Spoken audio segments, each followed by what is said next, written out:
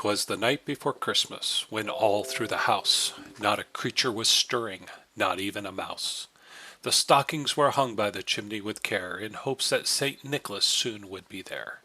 Just children were nestled all snug in their beds, while visions of sugar plums danced in their heads. And Mamma in her kerchief and I in my cap had just settled down for a long winter's nap, when out on the lawn there arose such a clatter, I sprang from the bed to see what was the matter. Away to the window I flew like a flash, tore open the shutters and threw up the sash. The moon on the breast of the new-fallen snow gave the luster of midday to objects below, when what to my wondering eyes should appear but a miniature sleigh and 8 tiny reindeer.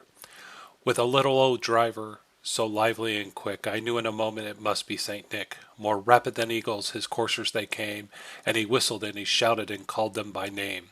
Now Dasher, now Dancer, now Prancer and Vixen, on Comet and Cupid, on Donner and Blitzen. To the top of the porch, to the top of the wall, now dash away, dash away, dash away all. As dry leaves that before the wild hurricane fly, when they meet with an obstacle, mount to the sky, so up to the housetop the coursers they flew, with a sleigh full of toys and St. Nicholas too. And then in a twinkling I heard on the roof the prancing and pawing of each little hoof. As I drew in my hand and was turning around, down the chimney St. Nicholas came with a bound. He was dressed in all fur from his head to his foot, and his clothes were all tarnished with ashes and soot. A bundle of toys he had flung on his back, and he looked like a peddler just opening his pack.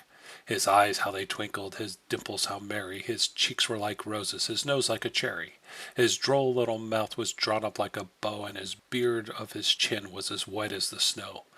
The stump of a pipe he held tight in his teeth, and the smoke it encircled his head like a wreath. He had a broad face and a round little belly that shook when he laughed like a bowl full of jelly. He was chubby and plump, a right jolly old elf, and I laughed when I saw him in spite of myself. A wink of his eye and a twist of his head soon gave me to know I had nothing to dread. He spoke not a word, but went straight to his work, and filled all the stockings, then turned with a jerk. And laying a finger aside of his nose, he gave a nod, up the chimneys he rose. He sprang to his sleigh to give his team a whistle, and away they all flew like the down of a thistle. But I heard him explain ere he drove out of sight, Happy Christmas to all, and to all a good night.